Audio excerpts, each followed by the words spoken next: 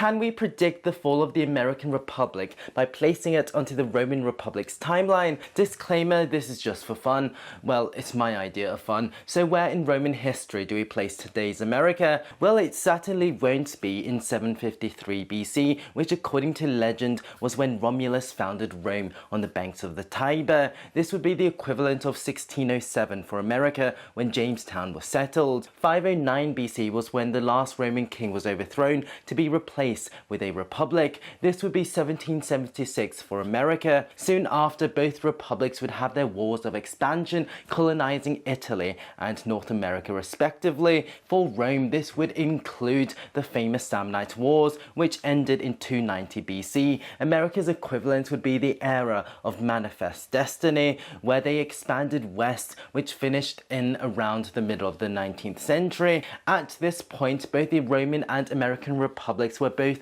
the undisputed regional powers. However, they would soon get pulled into world wars, which would change everything. For Rome, this would be the Punic Wars against Carthage, and for America, it would be the World Wars. The parallels are striking. Because of these wars, these two regional powers, within a metaphorical blink of an eye, accidentally found themselves to be the de facto superpowers of the world. They were both pretty much unprepared. This sudden change profoundly uprooted both these states from their foundations. The sudden influx of wealth into Rome would see the fall of their equivalent of the middle class, the farmer soldier. In America, the new neoliberal world will see the fall of traditional working class people as manufacturing jobs are lost. As more people became disenfranchised in both states, more extreme political movements became normalized,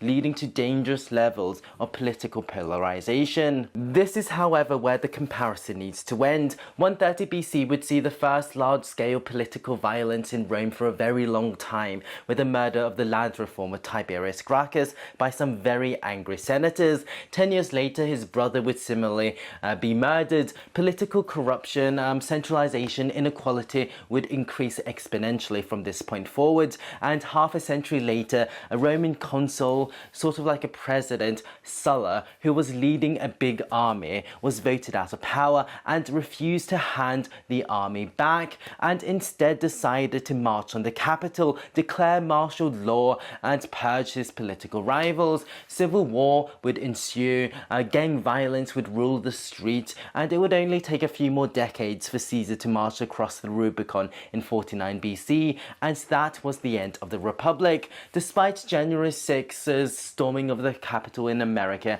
and assassination attempts by private individuals quite recently, America hasn't really seen any properly large-scale political violence. Murderous political purges haven't happened either. Gangs haven't replaced the police, and there's no leaders who have funded their own armies to march on the Capitol. At a pinch, I will say that America is at perhaps 150-ish BC on the Roman timeline, so they're very much an established superpower. Corruption is getting worse, political polarization is definitely getting worse, but they're decades away from any major political violence, and they're over a century away from Caesar crossing the Rubicon and marching on the Capitol. Reminder, this is only for fun and not to be taken too seriously, but let me know how long you think the American Republic has left. Thanks for listening.